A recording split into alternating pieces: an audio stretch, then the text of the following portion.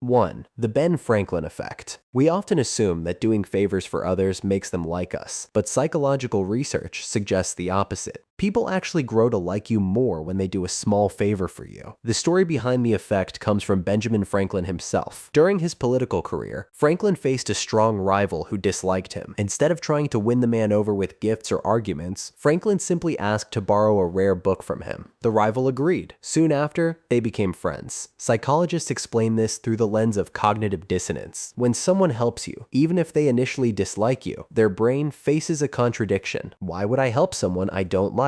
To resolve this discomfort, the mind adjusts the story. I must like them, or else I wouldn't have helped. This isn't just theory. A 1969 study by Jecker and Landy found that participants who were asked to return money directly to a researcher rated him as more likable than those who weren't asked for anything. How to apply this practically? Ask for small favors, nothing intrusive. Can you help me choose between these two ideas? Do you know a good cafe nearby? Could you give me your honest opinion on this? People like feeling useful, insightful, and needed. By allowing them to invest a little effort into your relationship, you open the door to an authentic connection. You don't need to be loud, impressive, or fake. You just need to let others step in for you, and their own psychology will help deepen the bond. 2. Mirroring. Mirroring is one of the most powerful silent tools for connection. It's not about obvious copying. It's about subtly syncing your body language, tone, and energy with the person you're interacting with. Humans are wired for connection through mimicry. Psychologists Tanya Chartrand and John Bark called this the chameleon effect. We naturally imitate each other without even realizing it. When you mirror someone, their brain interprets it as, I feel safe here. It builds unconscious trust. How to use mirroring properly. Posture. Match their level of openness and relaxation. If they lean back, you lean slightly back. If they lean in, you lean in a bit. Gestures. Reflect subtle hand movements or head tilts. Keep it natural, no robotic copying. Speech pace and tone. Speak slower if they speak slowly. Add energy if they're energetic. Match their rhythm, not their exact words. Facial expressions. Smile when they smile. Nod when they nod. Mirror emotions, not just actions. Done naturally, mirroring creates a deep, invisible link between you and the other person. It's not manipulation, it's harmonization. For introverts, this is a gift. You don't need to dominate the conversation, you just need to tune in. 3. The name drop. One of the simplest and most powerful ways to create a connection is by using a person's name. The sound of our own name triggers activity in the medial prefrontal cortex, the part of the brain associated with self-identity. Hearing your name feels personal. It commands attention and builds emotional resonance. How to use names effectively. Start strong. Use their name when greeting them. Validate during conversation. That's a really thoughtful point, Sarah. Talk to you soon, Marcus. The goal isn't to overuse their name, it's to weave it naturally into key emotional moments. For introverts especially, the technique builds depth and trust without the need for high-energy performance. 4. The spotlight effect. Have you ever walked into a room and felt like everyone was watching you,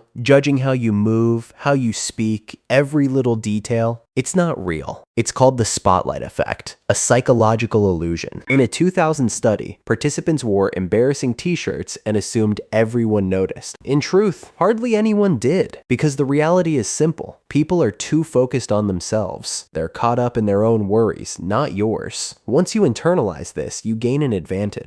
You stop playing defense. You start playing offense. You can move freely, speak, act, take risks, without the weight of imagined judgment. While others are stuck inside their own heads, you stay clear, calm, and strategic. You're not trapped under the spotlight. You're operating behind it. And here's the irony. When you stop trying to manage how you're perceived, when you stay relaxed and direct, you become more noticeable, because true confidence stands out in a world full of self-consciousness. So remember, most people aren't thinking about you, they're thinking about themselves. You're free to move, speak, and lead without fear. 5. The foot in the door technique. Let's talk about how to make people say yes before they even realize they're agreeing. It's called the foot in the door technique, and it's one of the oldest persuasion tactics in psychology. You don't start by asking for what you really want. You ask for something small, something harmless, something no one wants to say no to. Because here's how the brain works. Once someone agrees to a small request, they're way more likely to agree to a bigger one later. Stanford ran a legendary study in the 60s. They asked homeowners to put a massive, ugly drive-safe sign in their yard. Most said no. But when they first asked them to put a tiny sticker in the window, then came back later with the big request, 76% said yes. The reason? Humans strive for consistency. Once someone says yes to something small, they are psychologically inclined to continue aligning with that behavior. How to apply this? Instead of asking someone new to hang out for hours, ask for a 2-minute favor. Instead of pitching your full idea at work, ask for feedback on one small part. Each small yes builds momentum. For introverts, this strategy removes pressure. It creates organic progress without needing to push or oversell. 6. The touch triad. Use respectfully. Touch is one of the earliest ways we communicate trust and belonging. It triggers oxytocin release, the hormone associated with bonding, affection, and emotional safety. When used appropriately, brief touches can deepen connection more powerfully than words, but context matters. Touch must be respectful, welcome, and culturally appropriate. 3 safe forms of connectional touch. The shoulder tap. A brief touch when greeting or emphasizing a positive point. The arm brush. A light, fleeting contact on the forearm during moments of shared laughter or agreement. The goodbye pat. A gentle tap on the upper back when parting ways, signaling warmth and goodwill. 7. Body language mastery. Before you even speak, your body is already communicating everything. If you want people to feel safe around you, trust you, and open up, mastering a few essential nonverbal cues is critical. Key principles to embody. Relax your shoulders.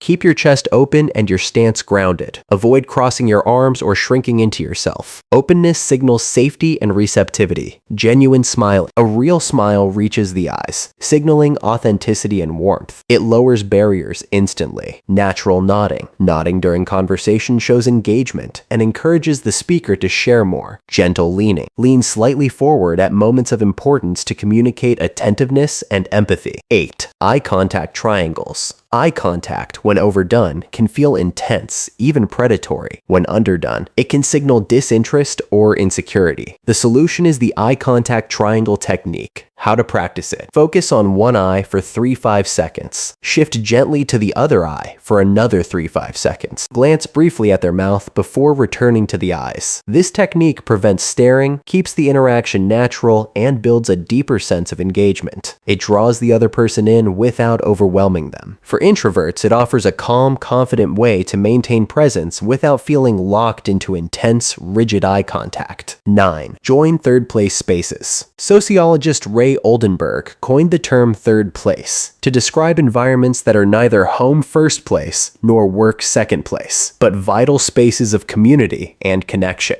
Cafes, parks, libraries, bookstores, and hobby clubs are all examples. Third places offer a low-pressure backdrop where interactions happen organically. There is no need for loud self-promotion or forced small talk. In third places, you meet people through shared environments, not social posturing. How to integrate third places into your life. Find spaces aligned with your interests. Visit regularly enough to become a familiar face. Stay open, but patient. Meaningful conversations often begin with small, unplanned exchanges. Connection does not always need to be chased. Sometimes it only needs to be allowed. 10. Become the connector. The final and perhaps most powerful technique is to shift your mindset from getting connection to creating connection. Become the bridge between others. Notice common interests, complementary strengths, and shared dreams. Introduce people to one another. Facilitate conversations. Offer opportunities for others to shine. When you become a connector, your value multiplies silently. You no longer need to demand attention. You become trusted, respected, and remembered. You are not just another voice in the crowd.